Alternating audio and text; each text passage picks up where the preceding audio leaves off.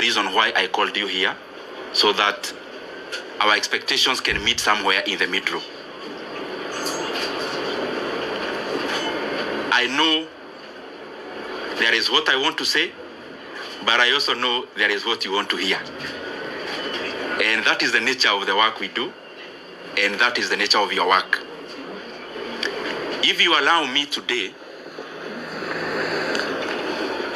I called you in this particular office because you have come here before, most of you, in terms of coverage of budget making process. And I called you specifically here because that is actually the agenda. The agenda is that there have been changes, and I felt convinced within myself that given the pivotal role the position held in the workings of our country, in the workings of our nation, in the workings of our various government agencies, development, and every other thing, and because whatever we were doing, I was also updating you regularly, I thought it was important that I call you the way I have done, so that the things we've been reading and the things we have been seeing, I can clarify a few of them and also give my voice on it. And therefore, without wanting to be diplomatic, I also know that is what you came for, because you knew if it was about politics, I would have called you somewhere else. And therefore, I'll only talk about that matter. And I also know that there are expectations of people on what we should say, when, and how. I get messages every day on what I should do and how I should do it. And it is not the appropriate time today for me to talk about those other things. And I am saying it in good faith because that is what we had planned to do. And I have only clarified because in the time I've been a politician, I know there is what you say, but there is also work to be done in terms of coverage. There is also what you may want to report. And that is a given because that is the work of a media house. So I've clarified that so that I'll be open to a few questions afterwards. But I just highly request, I am here as a Kenyan. I speak when I want to speak. I know we have interacted in many forums. We know each other person's character in terms of where they need to invoke courage, where they need to invoke whatever they need to say. And I know for sure, I'm not shy to say anything that I feel I need to say. So whatever I may live and say today is basically based on the fact that the reason I called you is the one I'll talk about. And as I start, I first of all want to be very grateful.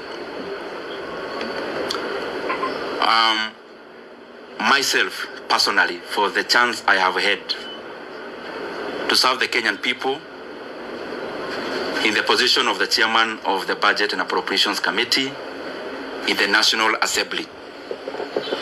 As you know, and you have interacted, that has been my designation.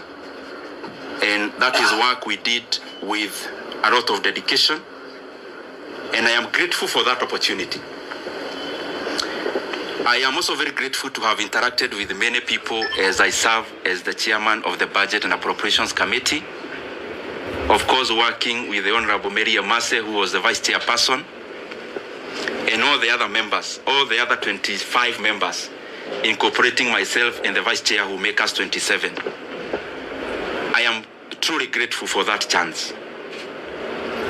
That chance of serving as the chairman of the Budget and Appropriations Committee made me understand many things that I scarcely understood before. It made me know the workings of government in terms of its levels, its arms, departments and agencies of government, and how they work. And therefore, as much as it was work, it was also a profound learning experience that I am truly grateful for. I am also thankful for the fact that I had trained as an economist some many years back in KU. And when I got the chance to serve as the chairman of the Budget and Appropriations Committee, I had the first-hand learning of how macroeconomic parameters relate with each other. I was able to first-hand experience the things I was learning, and therefore it was also a continuation of a learning experience, and especially in regards to many macroeconomic factors, how inflation is affected by interest rates, how interest rates affect private enterprise, and many other economic parameters that we hear, but they are also far-reaching in terms of how we live, and they are also far-reaching in terms of what our country becomes. And by the way, out of that experience, in the year 2023, I realized I also needed to upgrade a little bit, because I singularly found that our country, yes, have many challenges, but the overarching challenge that we face as a country are economic challenges in nature. And given the chance I was serving in as the chairman of Budget Committee, I decided to also go back to school. I actually started pursuing 2 master's degrees together. One in KU, Master of Economics in Public Policy, and the other one in the University of Nairobi, that is Masters of Arts in Economics. And I've been pursuing those from 2023, attending class physically, where I needed to attend physically, and those who offer online, also attending class online, and by the way, as a student, not as an MP. And I decided to do that because I also wanted to deepen my knowledge in the economic platform. And the more the reason, I made it my duty to listen in terms of attendance, and also to participate in any other participatory issues that I needed to do as a student. And gratefully, I am actually done with coursework. I am now doing the projects, both of them together. And by the grace of God, I may graduate this year. I am not talking about myself when I talk about going back to school. It is basically because the motivation of pursuing those 2 actually came out of quest to know better, so that the decision I continued to make are optimal, objective, and especially based on things that then would make our country move forward, especially given the pivotal position which I was serving in. And if you look at this table around here, these 2 shelves is actually classwork. All this you see around here, these are issues around classwork. And I was doing it again, and I'm repeating, because I thought and I still believe even now that it is important that even as we serve in our specific capacities, that we continue to also develop ourselves, to sharpen ourselves, so that we can be making more efficient decisions as leaders. So in a nutshell, I have been very, very, I should be very grateful, and I have been very honored by the Kenyan people to have served in that capacity, and especially when our country really needed us to do what we needed to do. Just as snapshot of, so that you understand where I'm coming from. This position is very involving, and I am sure we have many of you have covered us before. Sometimes sleeping in this office, leaving here very early in the morning. Not just myself, also the members of the members who were serving with. But it was also an experience also to learn and know Kenya. There are things we used to do called public participation, where we would choose. We started with 12, we ended up with 20 counties every year, where we would allocate some retro money, actually 100 million per county, and we would then go there to ask Kenyans what they would prefer that we prioritize. The last one, I was privileged to actually travel all the way to Madeira and interact with the people of Madeira, and I am glad that I have had many of such experiences to also relate what we do on the table and how that is far-reaching and how that affects the lives of the Kenyan people. For example, there when we went, the leaders were very categorical. There was a teachers, a TTC, Teachers Training College, and a KMTC, which they told us the entire 100 million to give to those two. Because when we go all out to do those things, we specifically look at the impact of how those projects would work. And also by giving preference to what the leadership and the people themselves request us to, or were requesting us to do. Having said that, also for perspective's sake, and allow me to say it because it is how it is. At some point we got too busy, because you remember when you are here in the chairman of budget, you also have to go all out there and talk about the projects you are doing, but also on the other side, you are also doing work with CDF. You have colleagues whom you are interacting with as you work around CDF, and therefore, at some point, I also got too busy, as you could remember. Anyone launching a Masomobora in their place, I would go, and those kind of things. And what I'm trying to say is that at some point, I got too busy. And my brothers and sisters, I'm telling you these things, not more as a politician, but also as a human being. I got too busy at some point that for the last 2.5 years, I actually went to my rural place, our rural home. I went there for the first time in the last 2.5 years in September or October or November of last year, thereabout, in the last quarter of last year. There is a time last year I visited my sister who lives not very far from Nairobi, actually in Thika. So I went there and we were chatting, and I could read her body language. She was thinking, kwani huyu jamaa amepotea ama ni nini? Because I could hardly have gotten time before to actually also do such a thing that looks very small, but is also humane to do. So what I'm trying to say is that it has been intense, it has been busy, and I am grateful for that chance, because even in that intensity, it has also been a profound learning experience. I also want to take this opportunity to wish the current chairman of the Budget and Appropriations Committee and the leadership of that committee all the best.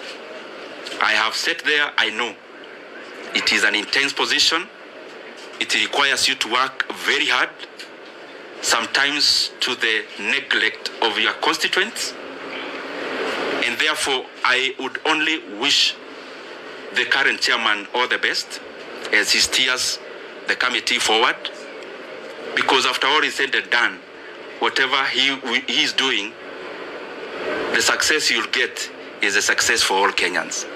And therefore, there are things we say because we are politicians, but there are also things we say because we are human beings.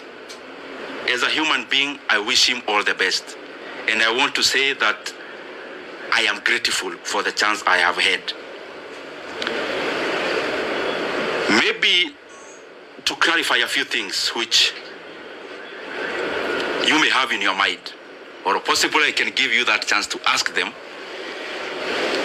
Maybe I'll wind up by saying that I'm also very grateful. Let me reserve that for you to ask, because I am here, I will ask. I will answer. Let me also take this chance to thank the people of Kiharu constituency. Because to become the chairman of the Budget and Appropriations Committee, the prelude to that is for you to be an MP first. And I don't want to chest dump, but I'm just saying it in humility. I am among the few MPs who, in the last elections, I was elected without producing a single poster. I'm not saying that as bravado.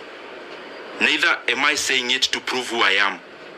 I'm saying it in humility that I'm very, very grateful to the people of Kiharu for that honor, to have served them as a member of parliament. This is my second term, and especially given that there are many landed people in our constituency, but they have given me that honor and privilege to serve as the budget and to serve as their MP, or to serve as our MP as a constituency, and that has opened or had opened the room for me to serve as the chairman of the Budget and Appropriations Committee. I also want to thank the people of Kenya. What I know is that the positions we hold, and talking about myself, I hold it with a lot of regard. And as I serve the people of Kenya, I want to be grateful because they have also been very supportive. Those who support us by saying something kind, those who correct us because we need to be corrected, and that is the forte that we must always accommodate. Those who criticize, we need also to be criticized so that we can also pull up our socks and do things better. Holistically, I want to thank them. And also for prayers. Maybe many of you, I'll surprise you, but I am one of those politicians, and maybe I'm preempting some of the questions that you may have, who look at life maybe in a slightly different way than maybe majority. I am one person who knows for sure that who I am as Ndindi Nyoro, I only become because God gives me the power. And therefore, I don't find it within myself to chase them, to accuse. I only hold the position I have. I try my best to do good out of it. And therefore, I have said that because there are people who we have never interacted, but they pray for us. Praying for us, sometimes we get wisdom that we will not have gotten before, relying on our own selves. And therefore, I am grateful to all Kenyans for the input, because whatever we achieve, or whatever we have achieved it out of all that concerted effort. Maybe only highlighting one thing among the many we have been able to do, and it's just an experience of the things we used to do when I was serving in that capacity. You have to balance among many things, because what happens in resource allocation is that you only need to be optimal. Where can you put money that then will yield most of the outcome? And at some point in the chase for resources and allocations, there was the issue of the JSS teachers, whom you know very well. By then they were called moguls. And I was feeling very compelled then as the chairman of budget that whatever else we are doing, and that was around last time when the issue about resources was very pronounced out of the issues that happened in July. But out of the things we did, among the few that I'm very, very proud of, is the confirmation of the JSS teachers to permanent and pensionable terms. It gives me a lot of satisfaction, and especially given that I took it as my burden to make sure that that was done. But I'm not claiming to have done it by myself. It is teamwork among the committee members, teamwork among the other consultations that you need to do as the chairman of budget, which I am very truly grateful for. I want to stop there and pick some questions. I only request, I am a Kenyan, as I said when I was starting. I know, because I don't want to pretend that you as a journalist, there is what you really want me to say today. But I also feel it is important that the things you have said are equally important for the country, and especially the transition, given the position I held. I used to invite you, you used to cover. I felt it is beholden upon me to also call you when it is time to pack. So if you might, or if I can indulge you, because I'm still here and you are still here, anything else, there is so much time to talk about it. So thank you very much. I open the floor. That's spirit. Last week, from Nation. Last week, you are? Ruby from Nation. Okay. Last week we saw from Parliament they were saying that you need to be a position chair to disproportionately allocate much resources to your constituents of Kilalo. What could be your response regarding those accusations by fellow MPs? Okay. Maybe we can take another one, then I answer, then we take others. My name is Omoro from West TV. Mine was similar to that, but now that my colleague has asked, maybe as a politician, why do you think you are replaced from that position? Okay.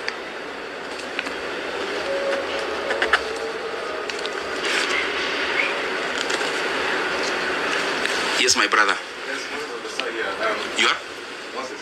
Moses from Star. Oh, Moses. Yes, I know you. You know the country is expected. I say that I know what I mean. Yes. Kindly just give us a view on this expectation.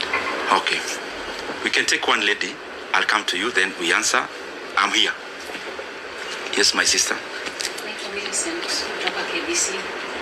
Umezungumzia mafanikio ambayo umefanya kama mwenyekiti, labda ni yapi ambayo unaweza kusema kama kutekeleza kikamilifu, na pia kuna hili swala la public participation bado ni sugu kabisa, halijaweza kushughulikiwa kikamilifu, labda hata wakati unapoondoka ni kitu ambacho unaweza kusema.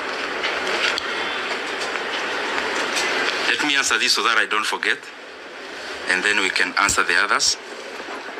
Dubi from Nation, you've asked about the comments that were made in Parliament last week. I would just implore upon everyone, because I'm not the first person to hold this position, respectively so.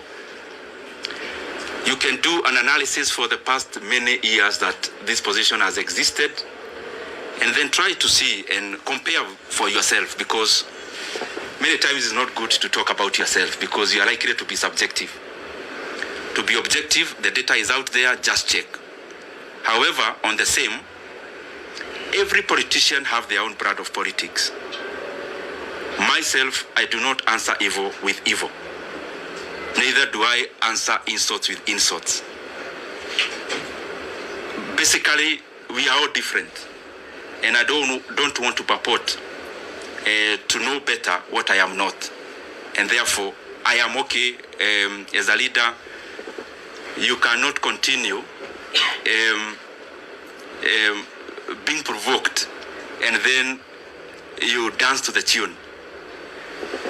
And I also want to say that anger and hatred is too heavy a burden for any leader to carry. And you only carry anger and those kind of other negative emotions to the advantage of the distractors. So it is important then, in politics you draw your line, you know, this is the kind of politics I want to play, draw that line, whatever it is, follow through.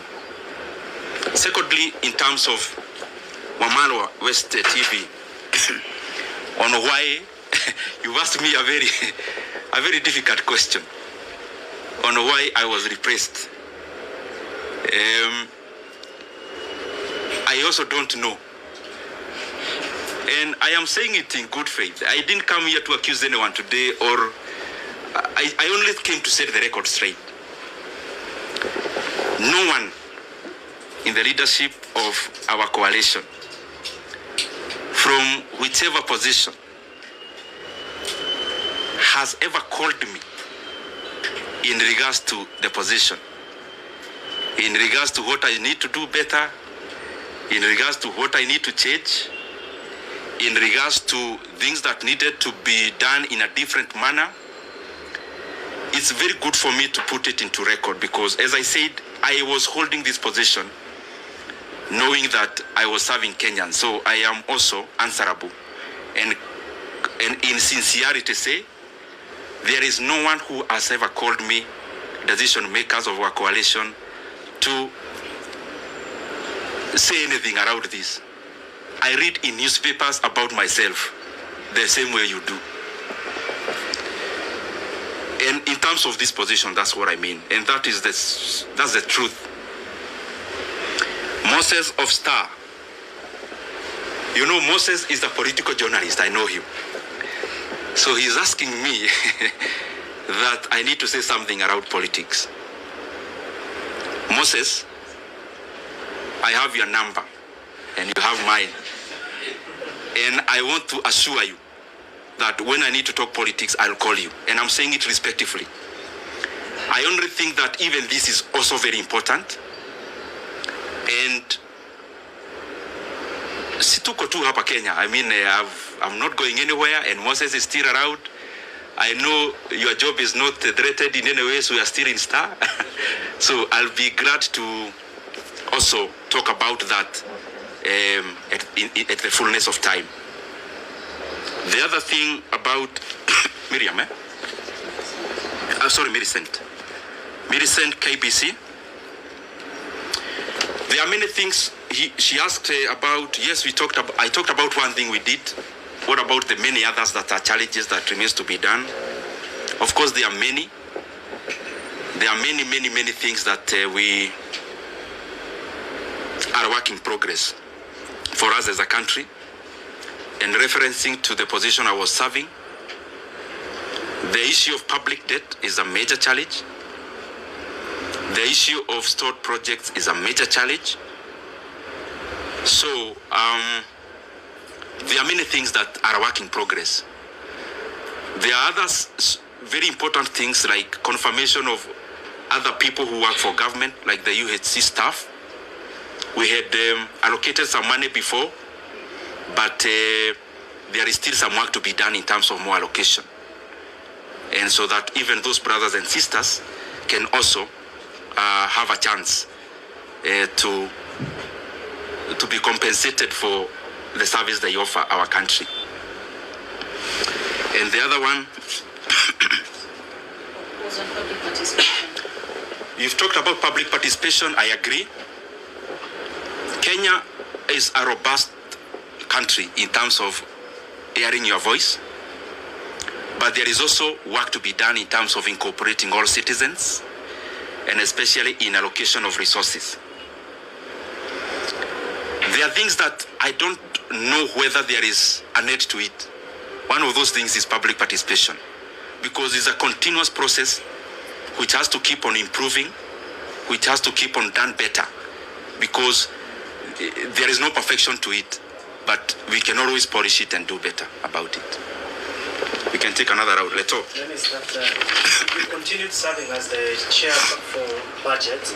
My name is Stephen Leto, Citizen TV. If you continued serving as the budget chair, will you allocate in the 2025-2026 financial year 72 billion shillings for Chapati?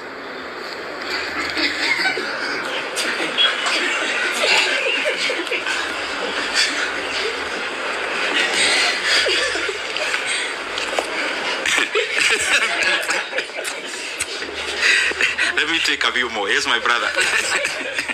That cannot be answered alone. My name is Daniel Sire from Daily Trends. What do you regret as a national leader in terms of what you were doing, the post that you were holding, and because you've spoken about what you achieved, what did you not achieve that you wanted to achieve?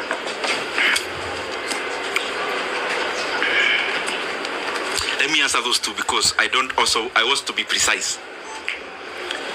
Leto, I don't know where you got that math from, and I don't know whether you're asking about Kiharu because we do that in our day schools. We offer that in our day schools once a month. Is it a Kiharu question or a national question?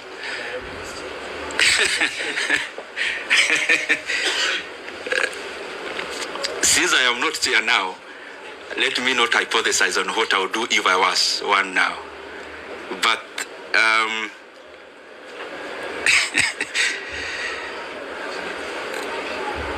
Murisikia hiyo sorry Aretho.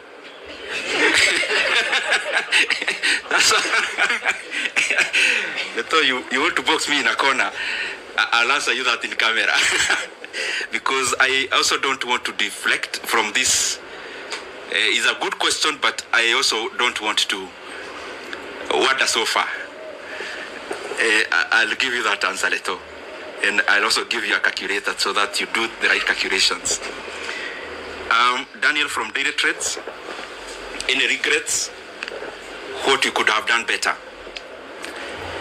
As I said when I was answering Millicent, budget making as it is in management of leadership is always work in progress. There is no perfection to it.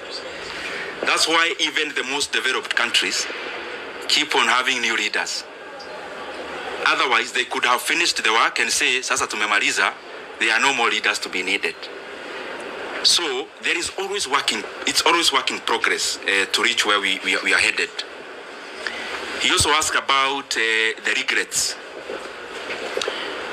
What I believe myself is that I am the sum total of all my experiences, bad and good. And if I want to remove any bad experience from my CV, that is, as a human being, then I am deserting to be who I am. Therefore, very rarely will I have regrets. What I'll have are lessons to do things better. Not about only doing, to treat people better. And if at some point you feel that you've been wronged, I always believe it's an opportunity for you to know how to treat people better when you are at a vantage point. And therefore, no much regret. Yes, sir, my brother. My name is Mike. Now, kwa vile na masuala kadhaa umezungumzia pale kuhusiana na uhusiano wako na wakazi wako wa Kiharu, ulichaguliwa moja kwa moja kwa sababu haukuwa na vibango vile vile vile ukasema kwamba hakuna yeyote aliyekupigia simu kuhusiana na kazi yako na uhusiano wako wa kikazi nao. Labda uhusiano wako na Rais William Ruto umekuwa vipi hivi karibuni, na labda kabla ya kubanduliwa afisini kwa aliyekuwa naibu rais, uhusiano wako na Rais William Ruto ni upi hadi kufikia sasa? Je, amesema na wewe muda wote ule? Umesema na aliyekuwa naibu rais wote kule? Uhusiano wako vile vile na aliyekuwa naibu rais ni upi hadi kufikia sasa? Mheshimiwa, swali langu ni Ronnie kutoka idhaa ya Moreni. Your name is? Ronnie. Okay. Swali langu kwako ni kuhusiana na utendakazi na uchapaji kazi wako katika eneo bunge la Kiharu. Binafsi tulitembea huko na tukafanya taarifa kuhusiana na kuimarisha elimu kuipatia makala ya elimu bora na si bora elimu. Hivi sasa umengatuliwa na kuondolewa katika wadhifa ambao umekuwa unashikilia, na hizi tetesi ambazo zimekuwa zikisemekana na viongozi kwamba mgao wako ulielekezwa katika eneo lako. Kwa sasa hivi muondolewa je? Ujenzi wa shule utaendelea, madarasa yataendelea, kabla zitaendelea na wanafunzi wataendelea kula, au sasa bajeti ile itakuwa imefinywa, una uwezo zaidi? Okay. Kidogo tu, the reason you see me I'm saying chache so that I don't also get lost. Let me answer the two very specifically. Mike, you asked about the relationship with our leaders. The position I held is a consultative position in terms of before a decision is made, there has to be a lot of consultations. But as I said before, because I also don't want to discuss personalities today, the position or the answer I gave before, I think it answers many things. That I have not had any conversation directly or on phone with any leader of our coalition in regards to the position I used to hold. And I think if you look at it, it answers many things also, which I also don't want to go into. In terms of the relationship with other leaders, I respect everyone. I mean, I'm one of those people who believe there's no person who becomes a leader by just being fetched from wherever. There is always a process they go through. Because I am one, I know. And therefore, in terms of you've asked the relationship between the president and the former deputy president, the position I hold is that I respect every leader. And I could have things I need to talk about. I could have reservations on decisions made, but I don't think it has been within my role to talk about those things, especially in public. The other thing in that question is that maybe for clarity's sake, the last discussion I had with the president of the country, the last political discussion, either a chat or a discussion as it were, was before October of last year.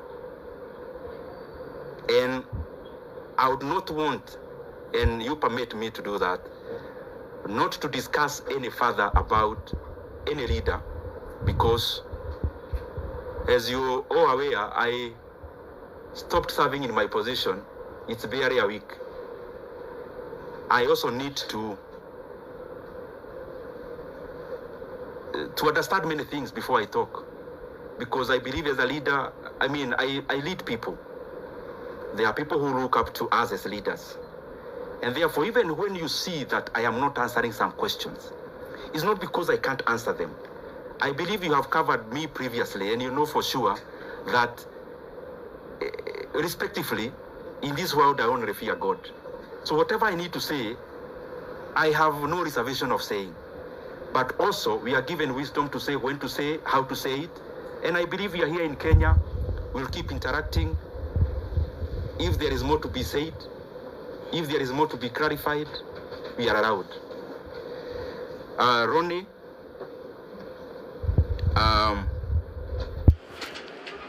he has been to Kiharu, by the way, to cover. Wachana na. Taoja hii, maji ya dimu kidogo ndio. Ndio mkiuliza swali kwa ikuwe sawa. Ronnie, you've been to Kiharu, and I am grateful. And by the way, I want to request anyone who would want to come to Kiharu to look at what you've been doing. We are more than glad to host you. We don't do these things, especially of hosting people, because we want to blow our own trumpet.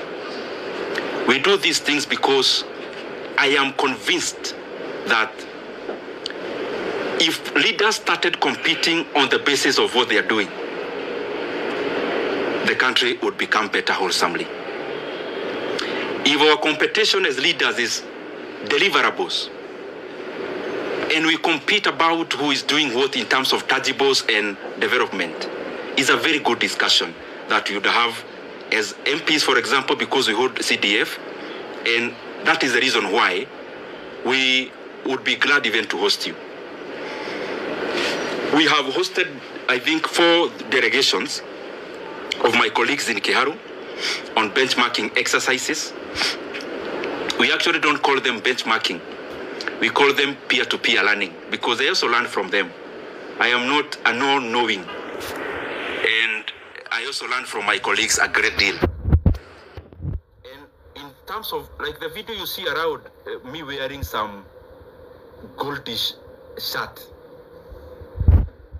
I'm sure you have seen it. That was on 4th of January last year. It is not a recent, it's not a recent video. And we have been doing those things primarily because I think at some point I was not doing the right thing, and at some point I learned. And therefore I feel that if I share my experiences with anyone, and I also learn from them, the management of public resources becomes better. If Kiharu improves, any other Mvita improves, if Ebakasi East improves,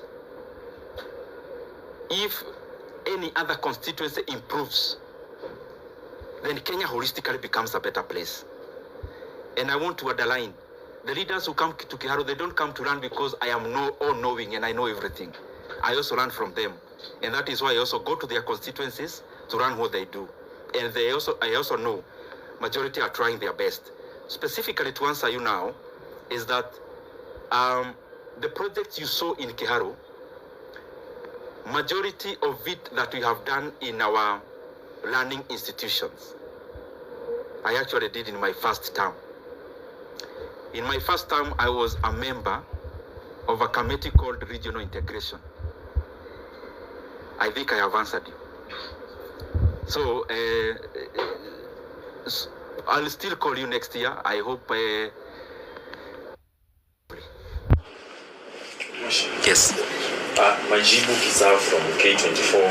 Kuna swali mwenzangu alikuwa ameuliza kwa kifupi tu kuhusiana na wale wabunge ambao walikuwa wanasajili kwa labda kujilipizia pesa kuwatumikia wakazi wa Kiharu. Labda utawaambia nini? Tena niuliza nilipouliza, alafu waibie siri kwa sababu si mara moja si mara mbili umeteuliwa kama mbunge bora. Yes, my brother. Mheshimiwa, I know you are doing campaign during 2022 and you have given Kenya a lot of promise. For the now, your name again? Aden Ibrahim from KBC. For now, for the 2.5 years now we are there.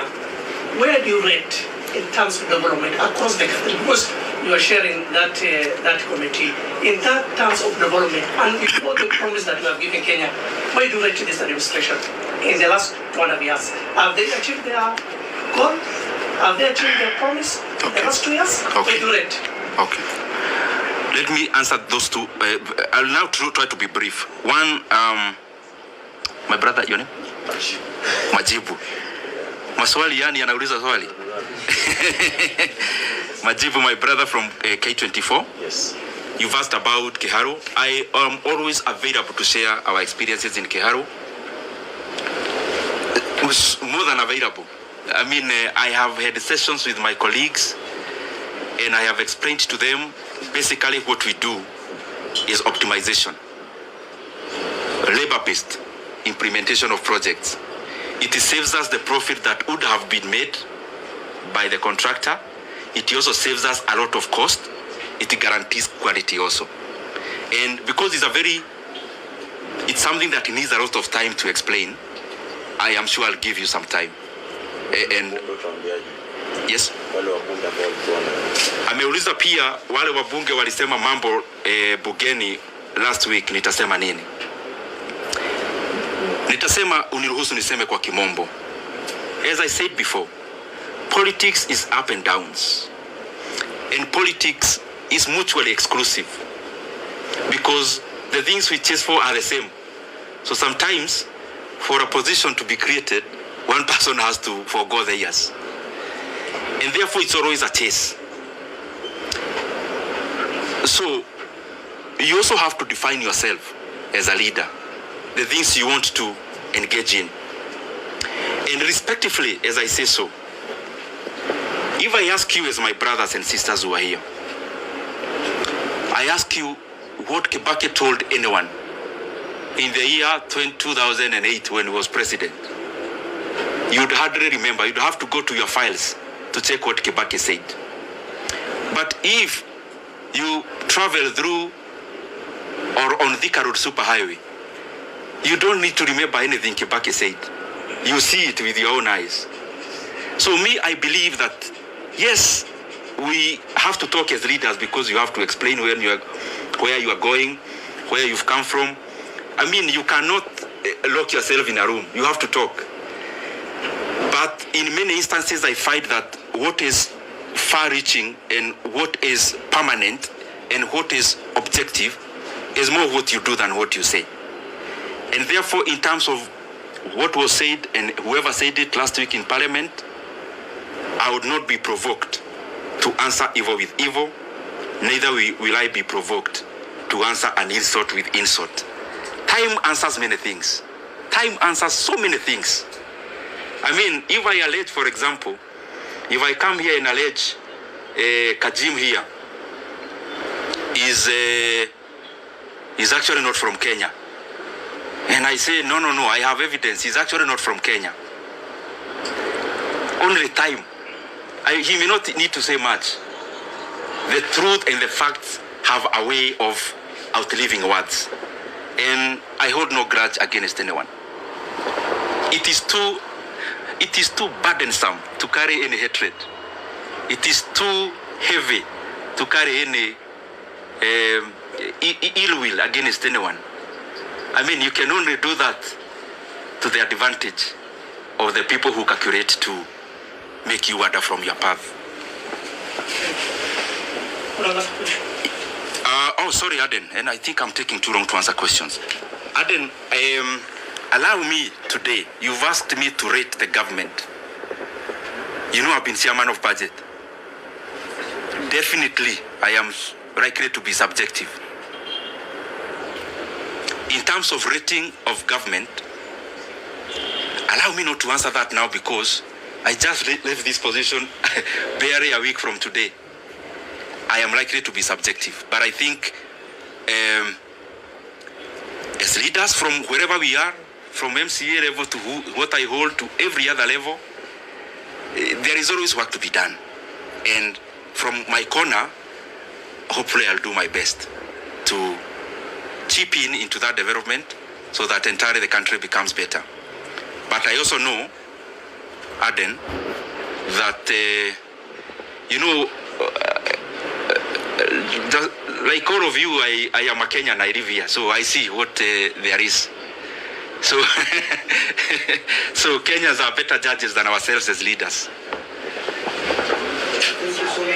Yes. The last one is, what's your take on the solution? Your name is? My name is Jeff from Live Nation 254. Jeff? Jeff Zilla, Live Nation 254. Okay. What's your take on the agreement between the opposition, Raila Odinga and the president? Will this agreement solve the issue of Gen Zs? Because the other time Gen Zs went to the streets and they wanted someone, some support from the government. Will this help? Will this agreement help Gen Zs? Jeff, I think, but respectively though, those are the areas that I don't want to go today because I don't want to distort the message for today. And since I'm around, Jeff, I'll give you audience. You know now I'm not as busy as I used to do or to be. Maybe the last one on budget. Yes. Given the role you play, targeting you being given that position, now that you have been removed without even being informed by the leadership of Kenya, do you feel betrayed by the leadership? Thank you very much, Aemba. Yours is hapo katikati because it's both political but budget based. So